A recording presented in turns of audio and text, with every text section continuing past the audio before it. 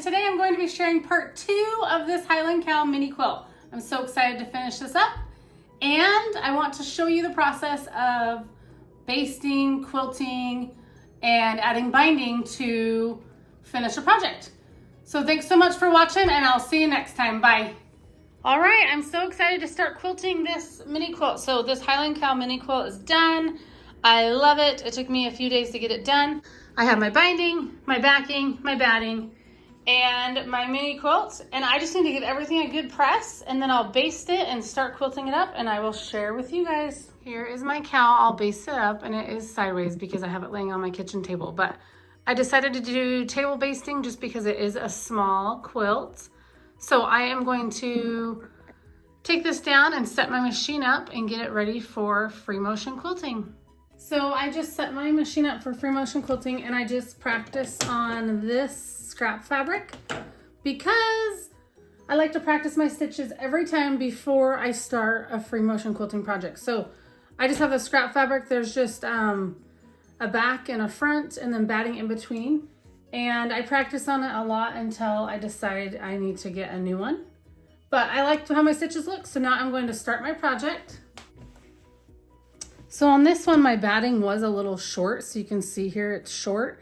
And I'm okay with that because I planned on trimming this up anyway. I had to use scrap batting on this project. So let me see over here. Well, over here it did work the whole way. Let me see. And then on this side, it got a little short. So I guess I could have, now that I look at this, let's see. Yeah, I'll probably just be cutting off probably to right here. So maybe 1.5 inches. Anyhow, so my batting is a little bit smaller. So that's that, if you notice that. So what I like to do with my quilts, and sometimes I get too hot in a long sleeve shirt. So I wear a short sleeve shirt because I just get hot when you're like wrestling your quilt through the machine. But what I do is I take a few pins out to begin, and I usually start off my project, but I don't have any batting over here, and I know this will be trimmed away. So I'm just going to start here. I needle down, needle up, gather these 2 threads together. So you can see I have 2 tails here. I'll stitch a couple times to hold that in place, and then I will trim my threads away. And since this is off my project technically, because I don't have batting and I'll be trimming it away, I just leave those little tails there, and it's okay because it will be trimmed away. Now, if I was in the middle of my project, I would cut those threads all the way down because I wouldn't want to leave them, because I feel like if I leave them, I have to come back to them, and I don't want to forget to come back to them. So I decided I'm going to do an all over a stipple. I'm going to do a tight compared to loose. So I think stipple is like tighter and a meander is looser. And I always get those terms mixed up. And if you've watched any of my videos, you've heard me talk a lot about that because I always forget. But anyway, okay, here we go.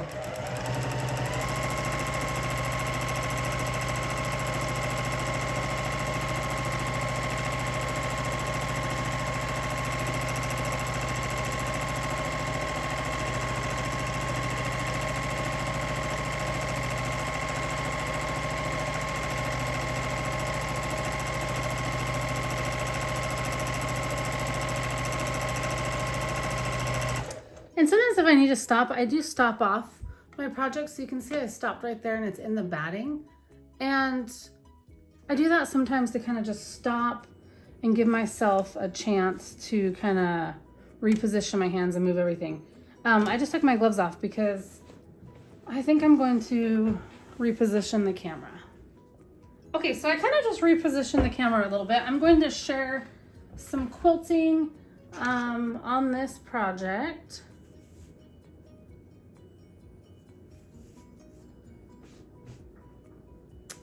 Let's see. Okay, here we go.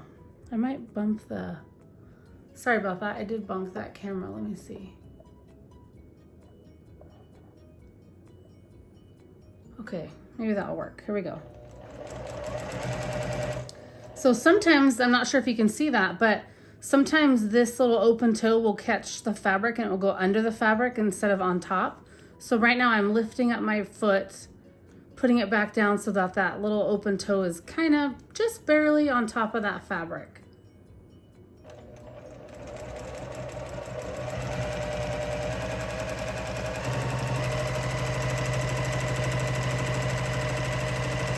So I'm just doing a stipple. I'm gonna stop for a minute. I kind of feel like my fabric is pulling just a tiny bit, so I just need to reposition this quilt. I'm going to roll it up on the side, reposition everything. Okay, here we go. Look and see if I need to take any pins out. So you can see I'm just doing a small section, and I'll do a small section. I'll travel across my quilt, come back and do a small section. I find it, excuse me, I find it a lot easier to work in small sections. Sometimes I get carried away and I do bigger sections, but I honestly prefer smaller sections.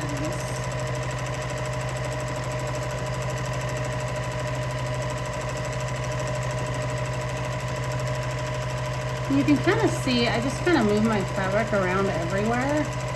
I mean, I know, I honestly just feel practice, and practice is what works. I know when I was first starting to free motion quilt, people would tell me to practice, and you know, I don't want to hear that. I don't want to hear, oh, I need practice. I just wanted to be good right then. But if you, and I'm just checking my stitches, they still look good. But it really is true. If you just practice, practice, practice, I mean, that's just the key. And you know, the funny thing is I feel like I do a pretty good job on like my stipple and my meander in this free motion quilting design. And back in February, I decided to free motion quilt some little tiny hearts. And I felt like I was successful with that, and that was a lot of fun. So I kind of feel like I should try some new designs. I've tried like a pebble design and things like that before, but I didn't really feel like they were me. I didn't really feel like I was into that design. But I keep thinking that maybe one day I'll want to do like different designs, like maybe the pebble or maybe a feather design or something. Maybe I'll just be drawn to do a different design one day. That day's not here. It's not yet. But I do think, going back to practicing, I do think practicing is key. So, and I mean, you can also like, if you wanted to practice on like baby quilts, if you felt like you could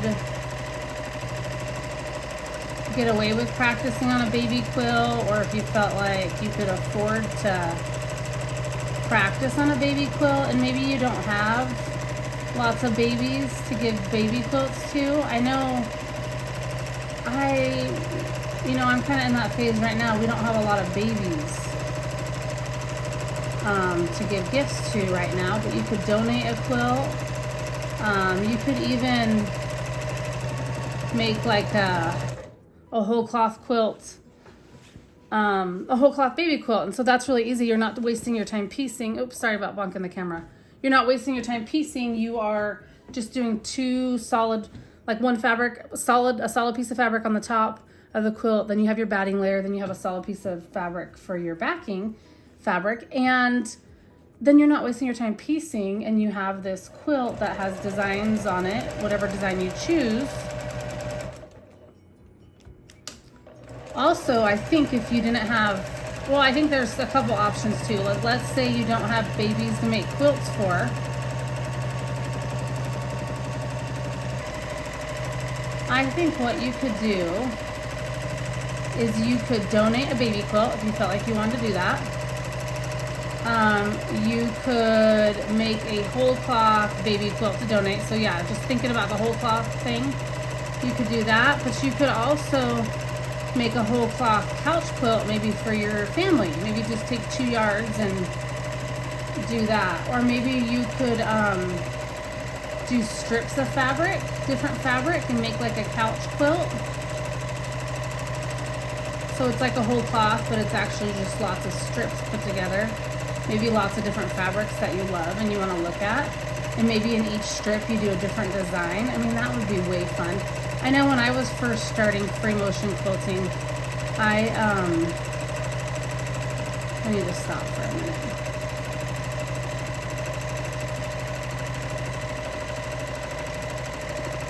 Okay, when I was first doing free motion quilting, I just wanted to get the stipple down, so I just did stipple on everything, or a stipple or a meander. I actually did meander a lot, and then I eventually tried a stipple. Well, so yeah, I think it'd be fun though to try lots of different patterns, designs is what I mean, lots of different designs. If you did like a strip quilt and you did big sections, maybe they were like 6-inch or 9-inch sections, and you just did a design in each of those sections, that'd be way fun. But if you want to just practice one design, and you want to get really good at it, you know, you could just do the whole quilt that way. Even if you had a strip quilt, you could just do every quilt different. Gosh, if you had a jelly roll, you could just do a jelly roll race, or just sew the rows together, and you could do a design in every strip if you really wanted to. I mean, that would be a lot of time consuming, but goodness, you would have a lot of practice there. Sorry about the camera. I know I just felt myself bonk it. Okay, so, but then I want to go back to this whole practicing thing. I want to talk to you guys about this. I know I say a lot. I'm totally aware of that. I don't know how to prevent that, you know?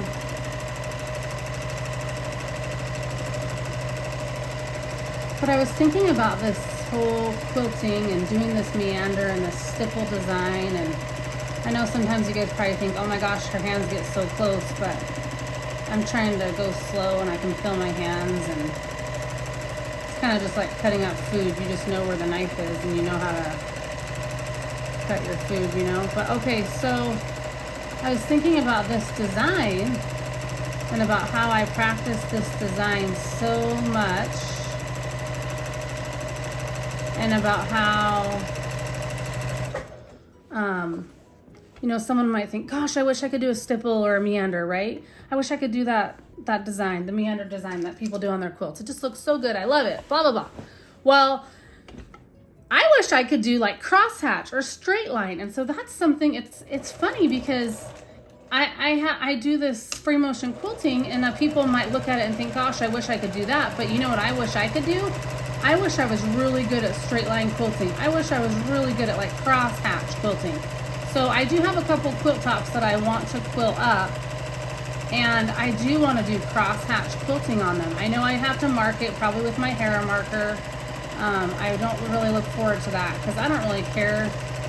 I don't know. I kind of think marking things with a hair marker is a little challenging, and the only reason why I feel like it's challenging is because I feel like my my basting pins get in the way of, like, if you lay the ruler down, my basting pin might be like, I might have a ruler like this laying it down, and then that pin is in the way, you know? So that's where my challenge comes in. I don't know if I should mark the quilt top first and then pin it. I don't know. Excuse me.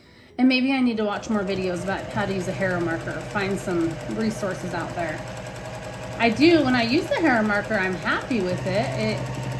You know, my projects turn out lovely, but I just have a hard time with the laying my ruler on my quilt and then having that hair marker kind of rest on those pins. That's because my quilt's already basted, so I have a trouble with that. Now I know I could use spray basting, but I do enjoy, here's the back. I do enjoy, look, that one almost crossed over, but I'm not going to unpick it. I do enjoy pin basting. I like pin basting because, one, I think it's free. I don't have to buy spray all the time. Oh, there that is right here. Oh, what is it? Oh, this is the bottom. Yeah, I think I'm going to leave it. Okay, so I like using pins because they're free, and I don't have to buy the spray.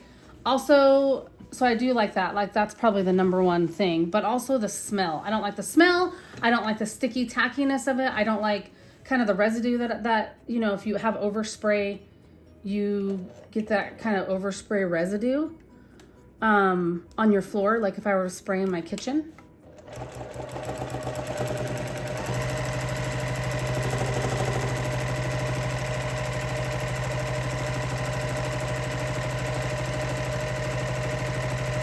So those are things I don't really like.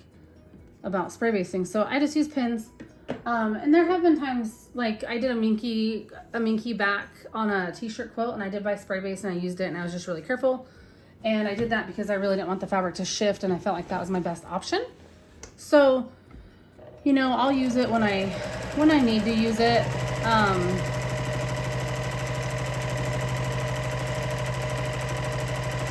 But anyhow, I would love to practice crosshatch more, and probably just some normal straight line quilting. So I have my new baby lock machine, and my plan is to do more on there. You know, the bummer about that machine is the throat space is so small. You know, I bought this Juki to have more throat space and to do this free motion quilting, and I am spoiled with all of the throat space.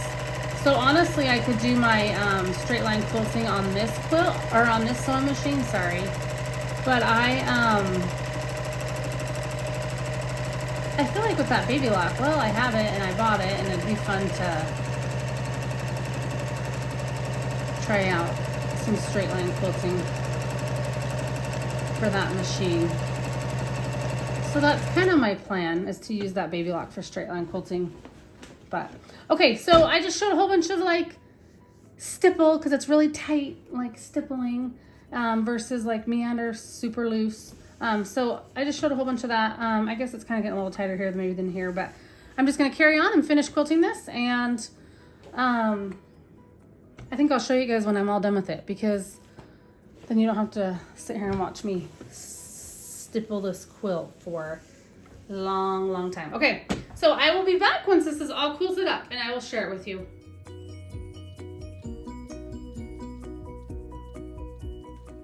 Okay, so it's the next day, and I got all the quilting done. I am so happy with it. So now I'm going to trim the edges and square it all up, and then add the binding. So the binding I chose is just the same color as the background. Let me show you the back. Here is the back.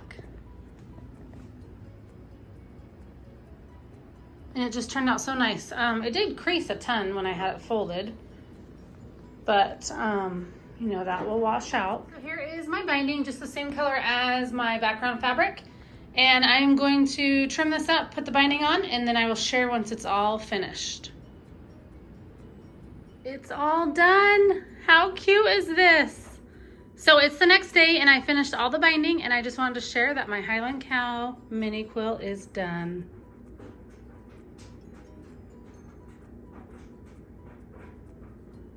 Thanks so much for following along and watching as I made this cute Highland Cow. See you guys next time. Bye.